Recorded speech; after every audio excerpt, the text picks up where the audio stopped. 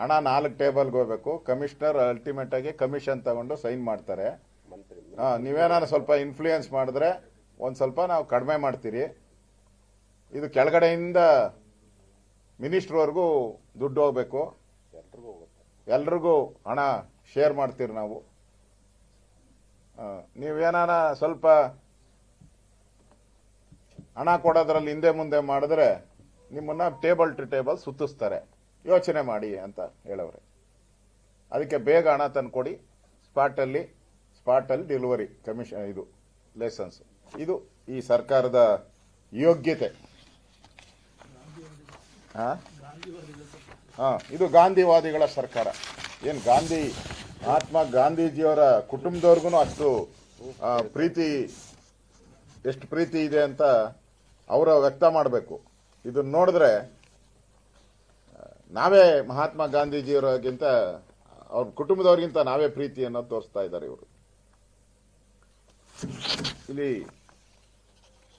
ಹಿಂದೆ ವಾಲ್ಮೀಕಿ ಹಗರಣದಲ್ಲಿ 180 ಕೋಟಿ ಹಣ ಲೂಟಿ ಮಾಡಿ ಬಳ್ಳಾರಿ ಎಲೆಕ್ಷನ್ ಮಾಡ್ಕೊಂಡ್ರಿ. ಬಂಧನ ಆಯಿತು. ಎಲ್ಲೆಲ್ಲಿ ದುಡ್ಡು ಹೋಗಿದೆ ಅನ್ನೋದು ತೆಲಂಗಾಣ ಎಲ್ಲ ಕಡೆ ಹೋಗಿ ಬಳ್ಳಾರಿಗೆ ಹೋಗಿರೋದು ಈಗಾಗಲೇ ಟ್ರೇಸ್ ಆಗಿದೆ. ಈಗಾಗಲೇ ಅಬ್ಕಾರಿ ಇಲಾಖೆಯಲ್ಲೂ ಕೂಡ ಲೂಟಿ ಮಾಡಿ ಎಲ್ಲ ಎಲೆಕ್ಷನ್ಗೂ, ಮಹಾರಾಷ್ಟ್ರ ಬಿಹಾರ್ ಎಲೆಕ್ಷನ್ಗಳಿಗೆ ಇವತ್ತು ಕಳಿಸ್ತಾ ಇರೋದನ್ನ ನಾವು ನೋಡ್ತಾ ಇದ್ದೀವಿ. ಸ್ವತಃ ನಮ್ಮ ಪ್ರಧಾನಿ ಮೋದಿಯವರೇ ಕರ್ನಾಟಕದ ಮಧ್ಯದ ದುಡ್ಡು ಮಹಾರಾಷ್ಟ್ರ ಎಲೆಕ್ಷನ್ಗೆ ಮೋದಿಯವರು ಹೇಳಿದ್ದಾರೆ. ಅವ್ರಿಗೆ ನಮಗಿಂತ ಮಾಹಿತಿ ಜಾಸ್ತಿ ಇರ್ತದೆ. ಪ್ರಧಾನಿ ಮೋದಿಯವರು ಅವ್ರಿಗೆ ಇನ್ಫಾರ್ಮೇಶನ್ ಹೋಗಿದೆ. ಲೆಕ್ಕ ಹಾಕೊಳ್ಳಿ. ಇಲ್ಲಿ ಕರ್ನಾಟಕದ ಮಧ್ಯದ ಹಣ ಮಹಾರಾಷ್ಟ್ರ ಎಲೆಕ್ಷನ್ಗೆ ಹಣ ಹೋಗಿರೋದು.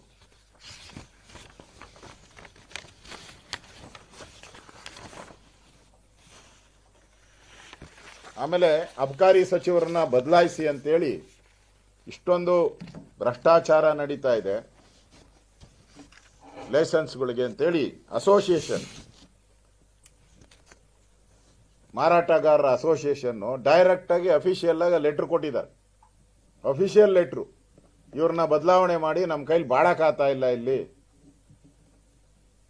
ಹಿಂಡಿ ಇಪ್ಪೆ ಇದು ಈ ಕಬ್ಬನ್ನ ಇದಕ್ಕಾಗ್ತಾರಲ್ಲ, ಏನೋ ಮಿಷನ್ಗೆ, ಗಾಣಕ್ಕೆ ಒಂದ್ಸರಿ ಹಾಕದ್ಮೇಲೆ ಇನ್ನೊಂದ್ಸರಿ ತೆಗೆದು ಇನ್ನೊಂದ್ಸರಿ ಹಾಕ್ತಾರಲ್ಲ, ಹಂಗೆ 2 ಸರಿ 3 ಸರಿ ಇಪ್ಪೆ ಮಾಡ್ತಾರೆ ಅಂತ ಹೇಳಿ ಈಗಾಗಲೇ ಅದನ್ನು ಕೂಡ ಆಗಿದೆ.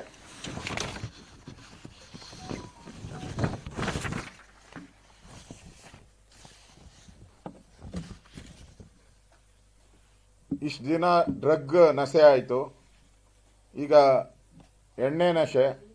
ಈ ಸರ್ಕಾರನೇ ನಶೆಗಳ ಸರ್ಕಾರ. ಇದು ಕರ್ನಾಟಕ ಸರ್ಕಾರ ನಶೆಗಳ ಸರ್ಕಾರ. ಭ್ರಷ್ಟಾಚಾರದ ನಶೆ, ಅಧಿಕಾರದ ದುರ್ಬಳಕೆಯ ನಶೆ. ಇದೊಂದು ಅಧಿಕಾರಿಗಳ ಈ ಕಚ್ಚಾಟ, ಅಧಿಕಾರಕ್ಕಾಗಿ ಕಚ್ಚಾಟ. ಮುಖ್ಯಮಂತ್ರಿ, ಉಪಮುಖ್ಯಮಂತ್ರಿ ಈಗೂ ಡೆಲ್ಲಿಯಲ್ಲೇ ಇದ್ದಾರೆ, ಗೊತ್ತಿಲ್ಲ. ಇದು ಪಾರ್ಶ್ವವಾಯು ಪೀಡಿತ ಸರ್ಕಾರ. ಇದು ಪ್ಯಾರಾಲಿಸಿಸ್ ಸ್ಟ್ರೋಕ್ ಹೊಡೆದಾಯ್ತಲ್ಲ, ಹೊಡೆದಿರೋ ಸರ್ಕಾರ ಪಾರ್ಶ್ವವಾಯು ಪೀಡಿತ ಸರ್ಕಾರ ಇದು.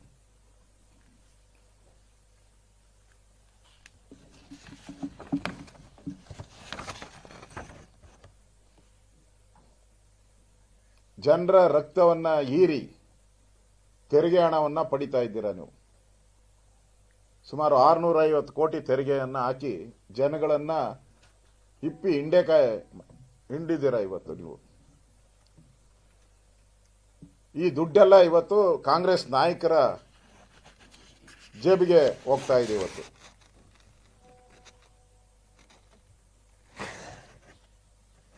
ಅದರಿಂದ ಈ ಒಂದು ಭ್ರಷ್ಟಾಚಾರ 60% ಕಮಿಷನ್ ಪ್ರೂವ್ ಆಗೋದಕ್ಕೆ ಕಾಂಗ್ರೆಸ್ ಸರ್ಕಾರ 60% ಹಣವನ್ನ ಕಮಿಷನ್ ಪಡೀತಾರೆ ಅಂತ ಇದಕ್ಕಿಂತ ದೊಡ್ಡ ಸಾಕ್ಷಿ ಇನ್ನಿಲ್ಲ. ಇದು 60% ಕಮಿಷನ್ ಪಡೆಯುವಂತ ಸರ್ಕಾರ ಈಗ ಪ್ರೂವ್ ಆಗೋಗಿದೆ. It is proved. ಅವರ ರಾಜೀನಾಮೆ ಪಡಿಬೇಕು ಅಬಕಾರಿ ಇಲಾಖೆ ಸಚಿವರು, ಇಲ್ಲ ಅಂದ್ರೆ ಮುಖ್ಯಮಂತ್ರಿನೇ ನೇರ ಭಾಗಿ ಅಂತ ನಾವು ತಿಳ್ಕೊಂತಾರೆ ಜನನು ಕೂಡ, ಯಾಕಂದ್ರೆ ಶೇರ್ ಅಲ್ಲಿಗೂ ಹೋಗ್ತೈತೆ ಅಂತ. ಕೂಡಲೇ ಕ್ರಮ ತೆಗೆದುಕೊಳ್ಬೇಕು ಅಂತ ನಾನು ಸಿದ್ದರಾಮಯ್ಯನವರು ಯಾವಾಗೂ ಕೇಳ್ತಾರೆ, ಸಾಕ್ಷಿ ಕೊಡಿ ಸಾಕ್ಷಿ ಕೊಡಿ ಅಂತ. ಏನೇ ರೈಡಲ್ಲಿ ಸಾಕ್ಷಿಗಳೆಲ್ಲ ಸಿಕ್ಕಾಕೊಂಡಿದ್ದಾರೆ, ರೆಡ್ ಹ್ಯಾಂಡ್ ಆಗಿ ಸಿಕ್ಕಾಕೊಂಡಿದ್ದಾರೆ, ದುಡ್ಡು ಸಿಕ್ಕಾಕೊಂಡಿದ್ದಾರೆ. ಈಗ ಆಡಿಯೋ ಸಂಭಾಷಣೆನೂ ಕೊಟ್ಟಿದ್ದೀನಿ, ದಾಖಲೆ ಆಡಿಯೋನು ಕೊಟ್ಬಿಟ್ಟಿದ್ದೀನಿ. ಮಂತ್ರಿಗೆ ಎಷ್ಟೆಷ್ಟು ಹೋಗುತ್ತೆ ಎಲ್ಲನೂ ಕೊಟ್ಟಿದ್ದೀನಿ, ಇಲಾಖೆಗೆ ಎಷ್ಟು ಹೋಗುತ್ತೆ ಎಲ್ಲ ಡೀಟೈಲ್ ಆಡಿಯೋದಲ್ಲೇ ಬಂದ್ಬಿಟ್ಟಿದೆ. ಇಲ್ಲಿ ತೋರಿಸಿದ್ದೀನಿ, ನಿಮಗೆ ಪ್ಲೇ ಮಾಡಿದ್ದೀನಲ್ಲ. ಅಪಾಯಿಂಟ್ಮೆಂಟ್ ಕೊಟ್ರೆ ನಾನೇ ತಗೊಂಡೋಗಿ ತೋರಿಸ್ಬಿಟ್ಟು ಬರ್ತೀನಿ. ಇದಕ್ಕಿಂತ ಇನ್ನೇನು ಸಾಕ್ಷಿ ಬೇಕು? ನೀವು ಕಮಿಷನ್ 60% ಕಮಿಷನ್ ಇಲ್ಲ ಅನ್ನೋದಕ್ಕೆ ಇದಕ್ಕಿಂತ ಸಾಕ್ಷಿ ಏನ್ ಬೇಕು? ಪಕ್ಕ ಇದೆ. ಮರ್ಯಾದೆ ಇದ್ರೆ ರಾಜೀನಾಮೆ ಕೊಟ್ಟು ಹೋಗ್ಬೇಕು ಅನ್ನೋದು ಹೇಳ್ತಾ ಇದ್ದೀನಿ. ಇದ್ರ ಬಗ್ಗೆ ಏನಂಗೆ ಕೇಳೋದಿದೆಯಾ? ಬೇರೆದಕ್ಕೆ ಹೋಗ್ಲ?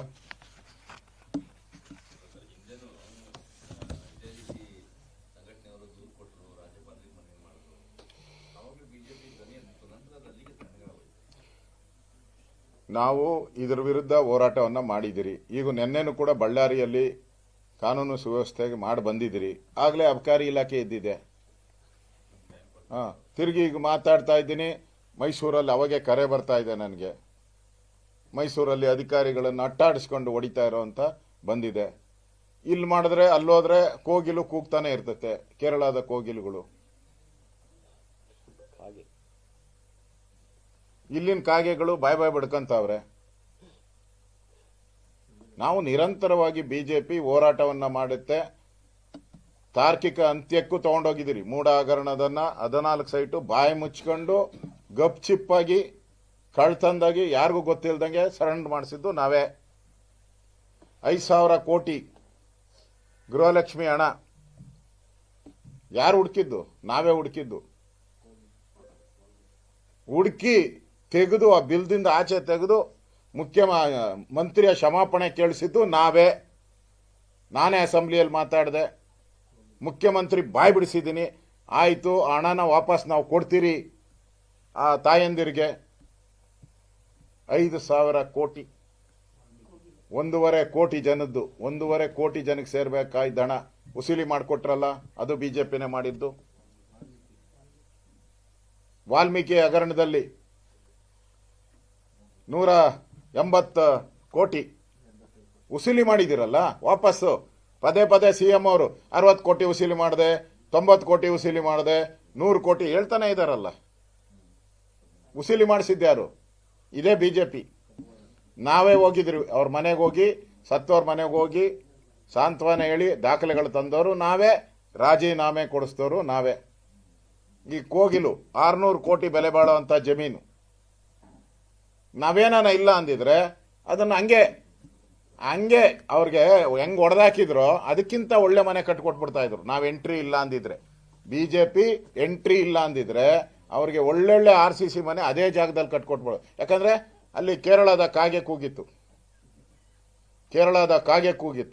ಡೆಲ್ಲಿಯಲ್ಲಿ ಒಂದು ಕಾಗೆ ಐತೆ ಅದೊಂದು ಕೂಗಿತ್ತು. 2 ಕಾಗೆ ಕೂಗಿದ್ಮೇಲೆ ಇಲ್ಲಿ ನಮ್ಮವೆಲ್ಲ ಎದ್ದು ನಿಂತ್ಕೊಂಡು ಈ ಕಾಗೆಗಳೆಲ್ಲ ಅದು ಹೋಗ್ತಾ ಇತ್ತು. ಎಷ್ಟು ಉಳಿಸಿದಿರಿ ನಾವು? ಕೋಗಿಲದ 600 ಕೋಟಿ, 5,000 ಕೋಟಿ ಗೃಹಲಕ್ಷ್ಮಿದು ಉಳಿಸಿದಿರಿ.